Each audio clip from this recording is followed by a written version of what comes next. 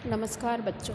Sixth class आपकी हिंदी की पाठ्य पुस्तक वसंत के पाठ 2 तक हम पढ़ चुके हैं और आज मैं आपको समझाऊंगी पाठ 3 जिसका शीर्षक है नादान दोस्त। पाठ 3 का शीर्षक है नादान दोस्त और इसके लेखक हैं प्रेमचंद। लिखने वाले कौन है? प्रेमचंद। इसके लेखक का नाम प्रेमचंद और पाठ का नाम नादान दोस्त। केशव के घर कार्निस के ऊपर एक चिड़िया के अंडे दिए थे। चिड़िया ने अंडे दिए थे। कहाँ पर? केशव के घर के ऊपर जो मुंडेर है वहाँ पर। केशव और उसकी बहन श्यामा दोनों बड़े ध्यान से चिड़िया को वहाँ आते जाते देखा करते। कौन कौन?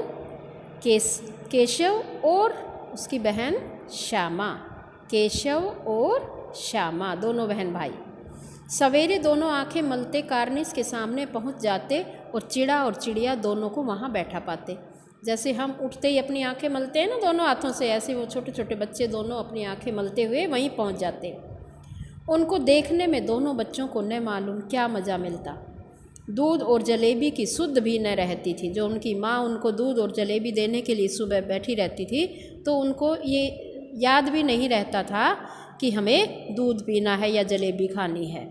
और उन बच्चों को, उन चिड़िया को, उन अंडों को देखने के लिए ऊपर चले जाते थे। दोनों के दिल में तरह तरह के सवाल उठते। अब क्या सवाल उठते? अंडे कितने बड़े होंगे? किस रंग के होंगे? कितने होंगे? क्या खाते होंगे? सारी बातें बच्चे आपस में सोच रहे हैं। उनके दिमाग में चल रहे हैं ये सवाल। उनमें से बच्चे किस तरह निकल आएंगे? फिर अंडे में से बच्चा कैसे आएगा? कैसे बाहर निकलेगा? बच्चों के पर कैसे निकलेंगे? पर होते हैं बेटा पंख। वो पंख कैसे आएंगे? घोंसला कैसा है? हम देखेंगे जरा मुंडेर पर ऊपर चढ़कर क्या है, कैसा घोंसला है। लेकिन इन बातों का जवाब देने वाला कोई नहीं। न अम्मा को घर के काम धंधों से फुर्सत थी, न बाबूजी को पढ़ने लिखने से। अम्मा तो घर के काम करती थी, हाउसवाइफ थी, और उनके पिताजी पढ़ाई लिखाई करते थे, तो वो उनके सवालों के जवाब नहीं दे पाते थे। दोनों बच्चे आपस ही में सवाल जवाब करके अपने दिल को तसल्ली दे लिया करते। वो भाई बहन से पूछ लेता और बहन भाई से पूछ लेती। श्यामा कहती, क्यों भैया, बच्चे निकलकर फुर्स से उड़ जाएंगे? उससे क्वेश्चन पूछती। श्यामा छोटी है और केशव उससे बड़ा है। क्यों भैया, अपने आप से उड़ जाएंगे वो फुर्स से, इसमें से अंडे में से निकलकर?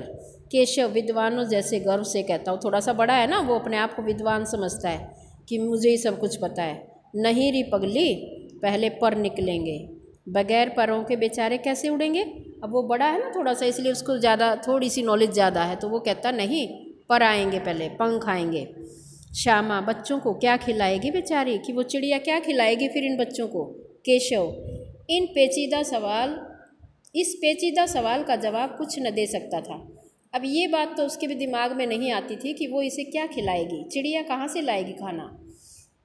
इस तरह 3-4 दिन गुजर गए। दोनों बच्चों की जिज्ञासा थी, उत्सुकता और जाने दिन दिन बढ़ती जाती थी। अंडों को देखने के लिए वे अधीर हो उठते थे, बेचैन हो जाते थे कि हम देखें इन्हें। उन्होंने अनुमान लगाया कि अब जरूर बच्चे निकल आए होंगे।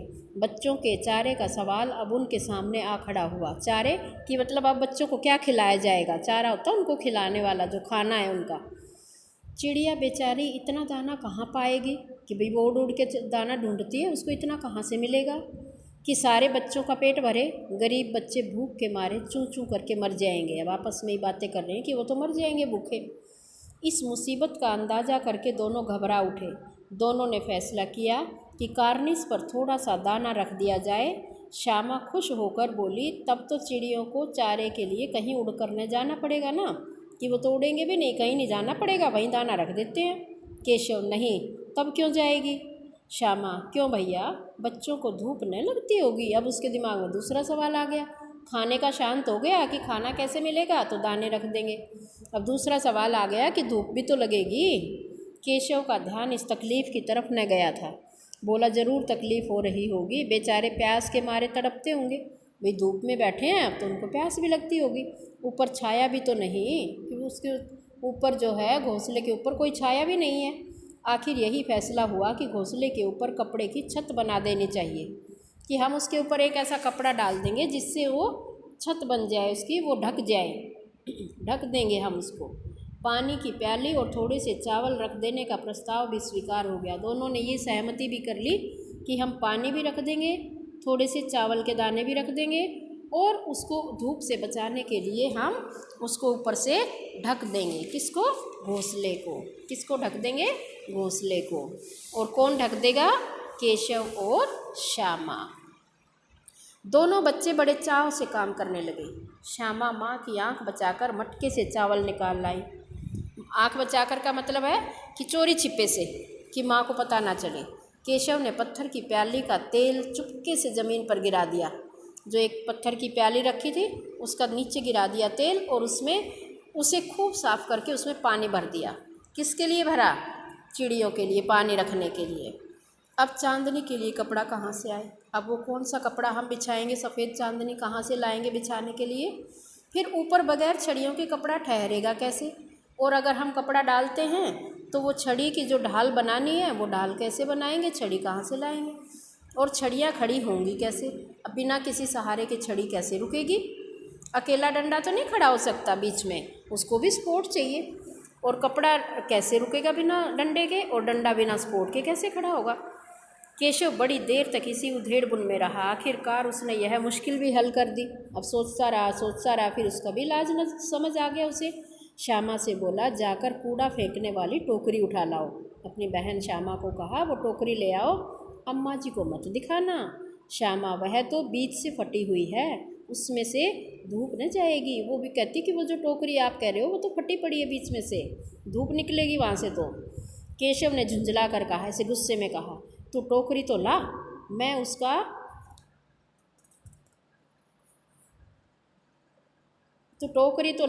उसका ये वर्ड मुझे इसमें मिसप्रिंट है बेटा, समझ नहीं आ रहा क्या वर्ड लिखा हुआ है। बंद करके, हाँ, उसका सुराख बंद करने की कोई हिकमत होता है, कोई ना कोई हिकमत का मतलब तरकीब सोच लूँगा मैं कुछ। उसका जो सुराख है उसे बंद करने का मैं सोच लूँगा उपाय। तू लेके तो आ, झुंझला कर गुस्से में उसको कहता है। श्यामा दौड़कर टोकरी उठा लाई। केशव ने उसके सुराख में थोड़ा सा कागज़ ठूंस दिया। जो छेद हुआ पड़ा था टोकरी में उसमें कागज़ ठूंस दिया और तब टोकरी को एक टहनी से टिका कर बोला, देख, ऐसे ही घोंसले पर उसकी आड़ कर दूंगा, कि ऐसे ही घोंसले पर इसको मैं रोक दूंगा, तब कैसे धूप जाएगी? फिर उसके अंदर धूप जाएगी ही नहीं। श्यामा ने दिल में सोचा, भैया कितने चालाक है। तो बेटा आप भी इसे पढ़ेंगे, कठिन शब्द लिखेंगे, 10 कठिन शब्द इसमें से लिख लेंगे और बाकी कल पढ़ेंगे। आज के लिए इतना ही, धन्यवाद।